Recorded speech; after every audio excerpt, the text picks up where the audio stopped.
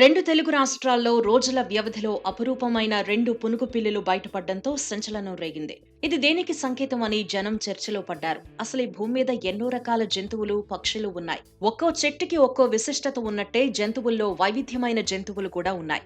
ఇందులో పునుగు పిల్లి కూడా ఒకటి కావటం విశేషం. దాని తైలాన్ని శ్రీవారికి రాస్తారు అంటే దానికున్న వైవిధ్యం ఏంటో అర్థమవుతుంది. ఈ నేపథ్యంలో పునుగు పిల్లి గురించి తెలుసుకోవాల్సిందే. ఈ జాతి పిల్లులు మన దేశంలో దాదాపు 38 వరకు ఉన్నట్టు తెలుస్తోంది. పైగా ఆసియా ఖండంలోని పునుగు పిల్లులకు మాత్రమే ఈ గుణం ఉన్నట్టు చెబుతున్నారు.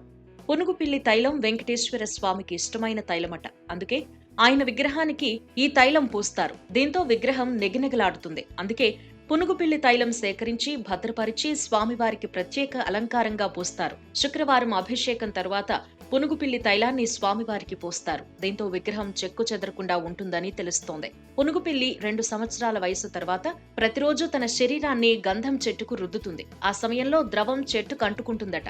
దాన్ని తైలం అని అంటారు. అలా సేకరించిన తైలాన్నే దేవునికి పోయడం ఆనవాయితీగా వస్తోంది.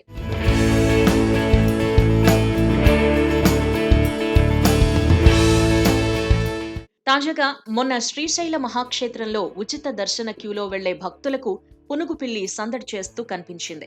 అక్కడే విధులు నిర్వహిస్తున్న సిబ్బంది ఒకరు పునుగుపిల్లి సందడిని తన సెల్ ఫోన్లో చిత్రీకరించారు. అయితే క్యూలైన్లో భక్తుల సందడితో పునుగుపిల్లి అక్కడి నుంచి వెళ్లిపోయింది.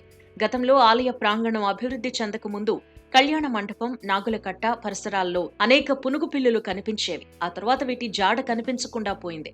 చాలా రోజుల తర్వాత పునుగుపిల్లి కనిపించడం శుభసూచికమని స్థానికులు, దేవస్థానం ఉద్యోగులు చర్చించుకుంటున్నారు.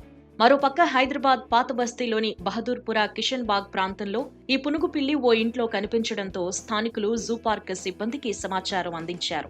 జూ సిబ్బంది దీన్ని పట్టుకుని తీసుకువెళ్లారు. పునుగుపిల్లి సందర్శనం శుభసూచకమని, 2 తెలుగు రాష్ట్రాల్లో 2 రోజుల వ్యవధిలో ఇవి కనబడ్డం అదృష్టమని అంతా అనుకుంటున్నారు. ఇక తెలుగు రాష్ట్రాల దశ తిరగవచ్చని అంతా భావిస్తున్నారు.